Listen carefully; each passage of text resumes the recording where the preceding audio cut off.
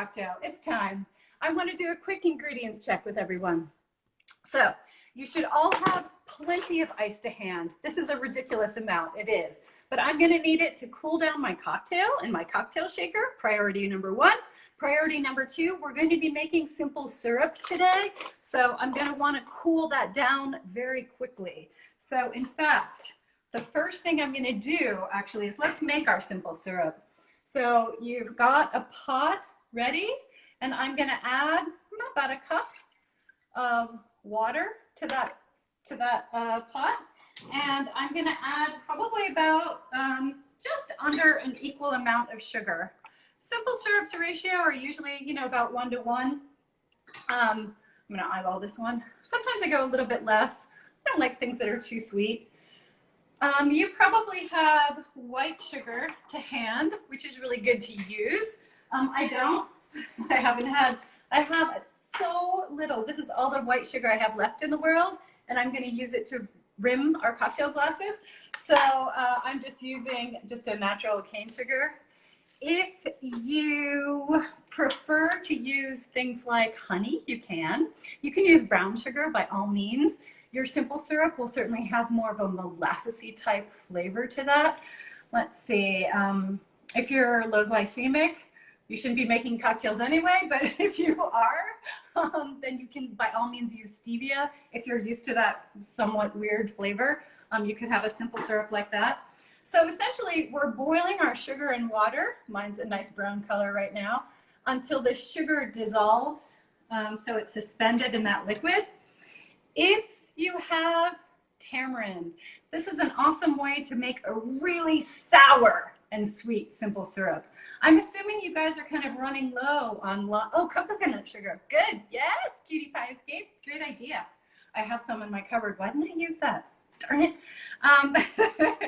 So I have tamarind because I'm running out of lemons and limes, but I need a cocktail that is deeply sour, right? So you can add a spoonful of tamarind paste to your simple syrup to make a beautiful, it'll kind of turn out to be this color. This is my pre-made tamarind simple syrup to show you guys. It'll turn out like that. If you don't have tamarind, maybe you are a fan of Persian food, or you've been to our Persian immersion class or our Thrill of the Grill class. I always have pomegranate molasses in my cupboard. It's so wonderful to add a little bit to stews and curries, and sometimes I even use it, I add it to my bulgur wheat salad or salad dressings with bulgur wheat and lots of parsley and pomegranate molasses and lots of chopped parsley. It's fantastic. Today, if you don't have a tamarind nor pomegranate molasses, you can also make a nice sour. Please take that out. Look, honey, I can't hear, honey. Okay. Then you can use a tea instead.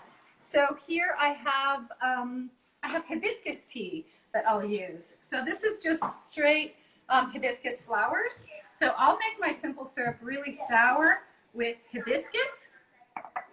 If you just have tea bags, maybe you have some raspberry herbal tea or hibiscus herbal tea. That's a really nice, another nice way you can make a beautiful sour simple. Yeah, so I've got my hibiscus here. It's all nice and steaming. It smells fantastic. I know it's going to be a little bit sweet and a little bit sour. So yeah, how fantastic. Who needs lemons or limes, right? You can make your own sour just with inventing in the kitchen. So what I will do right now is I will take some of my ice from my cocktail shaker. Nice, a nice amount. And the rest here, hello, I'm adding a little bit of water to this, or actually enough water that I can cool my simple syrup really quickly. Again, if I poured hot simple syrup into my cocktail shaker with the booze, that would be so sad. About how much, as much as you like, a nice plop, a nice tablespoon of either tamarind paste or pomegranate molasses. It's really all you need because that stuff is concentrated. Yeah. Okay, perfect. So again, if I were pouring a hot liquid into my cocktail shaker, it would be sad because then I'd water down my cocktail lickety quick. So let's see. Oh, I can show you guys really quickly, but I have this like cooling in a cold water bath. So that's going to cool really nice and quickly. I mean, of course, I've made my simple syrup already this morning in anticipation, but I know some of you guys will be making simple syrup with us, and you're going to be thirsty now, and you should have a cocktail now. So you could do it that way. Just to make a great point from Kirsten earlier, she said, Monica, I don't have any of those things. Could I make my cocktail with kombucha and use kombucha as my sour? And absolutely, yes. I thought that would be amazing. In fact, for our new cookbook, which is the Sip and a Nibble cookbook, cocktails paired with a nibble on each page, I actually have like a shrub cocktail. So not made with vinegar, but also made with kombucha. And I put in grated ginger and gin, and it's fantastic. So by all means, yeah, use kombucha as your sour in cocktails as well. All right, cuties. So I think it's almost cocktail time.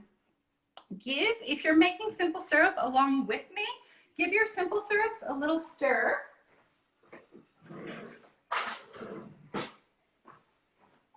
And check to see that it's cooled down sufficiently. Oh yeah, mine is pretty cool already. I didn't make too much. So I love that. So I've got a strainer right here. And because I'm using the loose tea, right?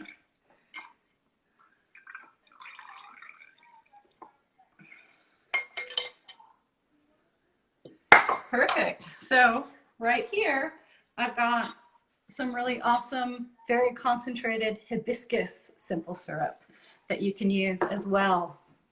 All right, when does the new cookbook come out? I don't know, ask Lissa. She's on the call with us. Lissa is the photographer and graphic designer that I work with, and we're working as hard as we can. We're hoping it'll be out by late summer, right, Lissa? Late summer, early fall? It's all photographed. It's beautiful. I have a lot of writing to do. Yeah. And not a lot of time right now to do it. So, all right, guys, let's make our cocktail.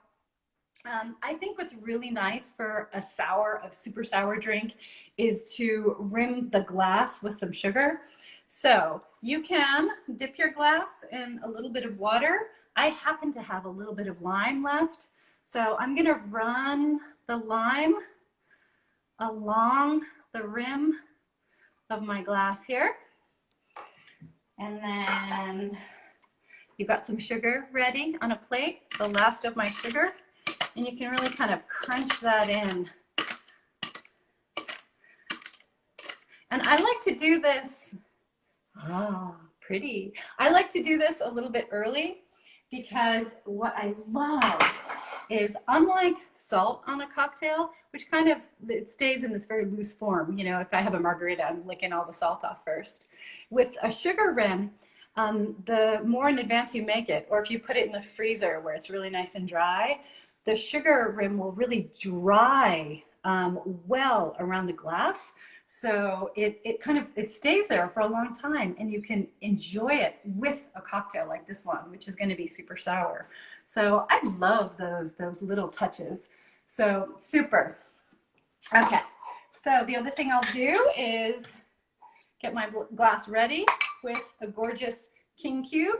We talked about these last week as well, so it's super duper to have a fantastic big ice cube in your drink, because it keeps your cocktail cooler longer without watering your cocktail down. So I like that. Okay, not necessary, but a real plus for this cocktail. If you have some fresh mint leaves like I do, all the mint here in Portland is popping up in my garden. Not a week too soon, I tell you. It's so nice to see it, and I can start incorporating it into my recipes. If you don't have mint, I don't think really there's, other than basil, there wouldn't be a good herb to substitute here. I think basil would be nice, mint is good, but it's not necessary. So I'm taking maybe about 8 or 10 leaves. I like mine a little bit minty, and I put it in the bottom of the cocktail glass shaker here. And I'm just gonna muddle it. Unlike last week when I muddled the sage with sugar, that graininess of the sugar really helped the oils of the sage release. In this case, I'm going for a pretty mild, like just a kiss of mint. So I'm just gonna muddle ever so lightly here, and I don't necessarily need anything too abrasive to really extract the mint. All right, guys. And now the rest of the cocktail is super easy. You're using a mint tea bag. Oh, so a great idea is when you made your simple syrup, you can also infuse a little touch of mint that way too. But yeah, super, great idea, great idea. Okay, guys, so the rest of our cocktail, I'm gonna use 3 ounces of bourbon in here to 2 ounces of your simple syrup. So, do you guys remember? You can measure out 3 ounces of bourbon. And I've got this wonderful New Riff again. It's the Kentucky bourbon here. It's bourbon whiskey. I love New Riff because it's a small, independently owned company run by the Lewis family. So I like these like insular, wonderful makers of spirits. So yeah, they should sponsor me, right? Huh? Okay, so we're gonna need 3 ounces. If you remember from last week, I have a pourer here. So if I want 3 ounces perfectly, how would I do this? I have to commit, right? So rather than pouring like this, straight upside down 1, Mississippi, 2, Mississippi, 3, Mississippi. And that should give me about, yep, just over 3 ounces. There's mint in here, so that takes up some room, doesn't it? And then I've got 2 ounces of your simple syrup. This is the tamarind simple syrup. I also have, maybe for next week, I'll do a special cocktail, or I'll put one on the blog with hibiscus, because that's also really nice to use too. So here you go. And then into your cocktail shaker with plenty of ice, and shake your money maker. Oh, woo! And give yourself a cocktail. This one is not sealing well. I'm gonna go over the sink.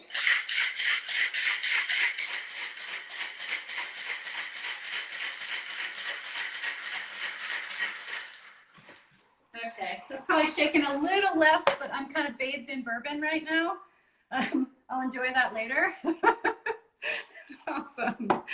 And I've got the strainer on top.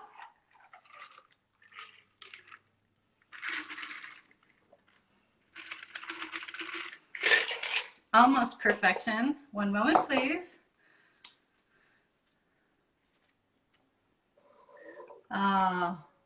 Perfection. Cheers, everyone. Cheers to you guys. That's wonderful.